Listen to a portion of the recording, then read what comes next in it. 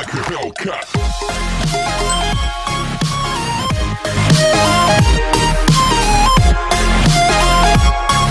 Hi guys! Welcome back to my YouTube channel.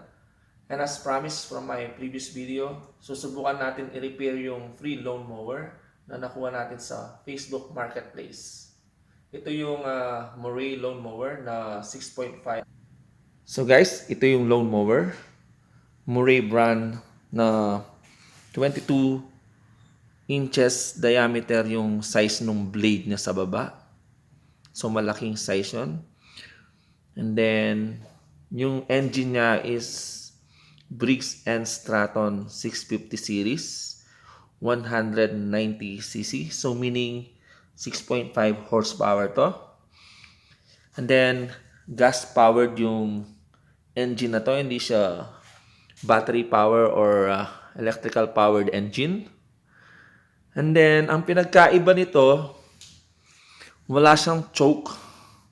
Kasi yung mga regular na lawn mower na alam ko, meron siyang choke to start. Papakita ko sa lumang mower na meron ako. Ito yon. Ito yung 4.0 horsepower na lawn mower na nakuha ko last 2 years ago. Pinamigay din for free dahil ayaw na mag-start. And then, with the help of Kuya Henry, na ayos niya.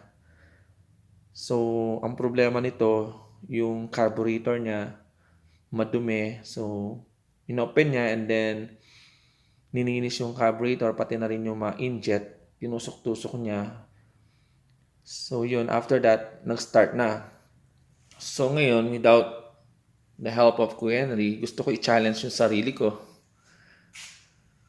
para ma-fix ang lawn mower na to. So, first off, nag-google ako. Ang kailangang i-double check first yung spark plug. Make sure malinis. Ito, kakalasin natin mamaya. Titingnan natin kung malinis yung spark plug. Pag hindi, try natin linisin. And then, pag ayaw pa rin mag-start, possible broken spark plug, so kailangan natin magpalit. Bili tayo ng bago sa Canadian Tire. Alam ko mura lang naman yan eh. So and then double check din natin yung gasoline. Binuksan ko na to the other day. Sobrang dami pa ng gasoline niya. And I'm not sure kung from previous summer pa to. So kung previous summer pa yung gas na to, baka kailangan natin i-empty yung gas tank and then palitan ng bago later on. Para just to make sure na nasa good condition pa yung gasolina. And then double check din natin yung oil niya. So buksan natin yung oil cap. Ayan, nasa required papakita na. Ayan, nasa required minimum naman, minimum level, pero medyo maitim na rin. Tingnan natin sa maliwanag. Ayan. Medyo maitim, pero pwede pa naman. And then, pag hindi pa rin nag-work after cleaning or replacing spark plugs, for sure carburetor na.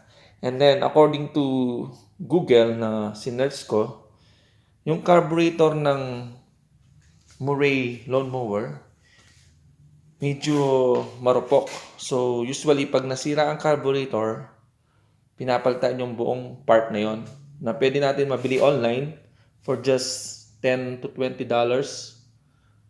Yeah, US dollars. And then, yun, mag-start na siya after that. So, yun na nga. Double check natin yung spark plugs. Make sure malinis siya. And then, ibalik natin and then try natin start yung lawn mower. Pag di nag-start, sa part 2 na ng video ko ipopost yung magiging result. Hanap pa tayo ng way para makalas yung carburetor. And then, Worst comes to worst, kailangan natin magpalit o order pa tayo online, Amazon or eBay. Sana makahanap. Okay guys, let's start. Kalasin natin yung spark plug and double check lang natin kung in good condition ba. Subukan natin linisin and then ibalik natin and try natin start afterwards. So, una natin gagawin is itwist lang tong pinaka cap niya and then pull lang. Ayun. And then, masyadong maliit yung mga sockets ko. Pero, usually standard is 3/4 size eh. Yun lang. Hindi abot. Sayang. So, gagamitin natin ng crescent. Ikot lang natin counterclockwise. Then, ikot natin counterclockwise yung spark plug para ma-unthread. So, ito yun.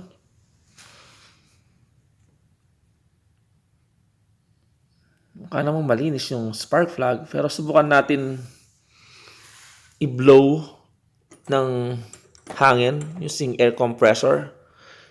Yung slot kung saan pinapasok yung spark plug and at the same time yung spark plug. And then, ibabalik ko mamaya and then ipapakita ko kung mag-start o hindi. So, I'll be back.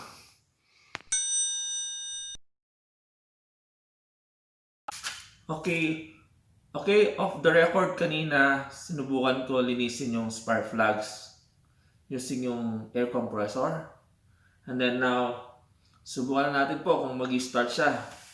Cross fingers!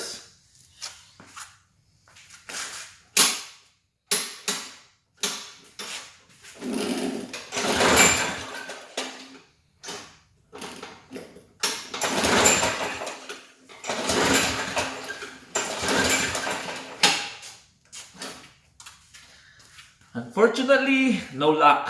So I guess kailangan natin buksan yung carburetor one of these days. Pag-aaralan ko kung paano. And then, update ko na lang kayo kung kailan yung part 2 nito. Baka kailangan ko din bumili ng bagong part. Baka buong carburetor ang papalitan. Hopefully not. So, until next video, i-update ko na lang kayo. See ya!